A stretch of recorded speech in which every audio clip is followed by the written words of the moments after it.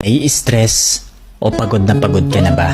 Gusto ko lang ipaalala sa'yo na kahit gaano ka ka-stress ngayon, wag na wag kang sumuko sa mga pangarap mo. Kailangan mong tandaan parati na magtiwala ka sa progress na nangyayari sa buhay mo. Kahit alam ko na minsan sobrang hirap at sobrang nakakapagod na din talaga. Magtiwala ka sa kakayahan mo. Ang dami mo nang nalagpasan na mga malalaking problema dati. Ngayon ka pa ba susuko?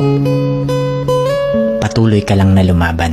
Yung pakiramdam mo ngayon na nahuhuli ka na sa buhay, siguro dahil nakikita mo yung mga kakilala mo o yung mga kaibigan mo, pakonti-konti may na-achieve na sila. Parati mong tandaan na lahat tayo ay may kanya-kanyang timeline sa buhay. Hindi ka nahuhuli at hindi ka rin naman nauuna. Kung nasaan ka man ngayon sa buhay mo, yan ang lesson at experience na kailangan mong pagdaanan ngayon. Lahat tayo ay may sariling kwento sa buhay na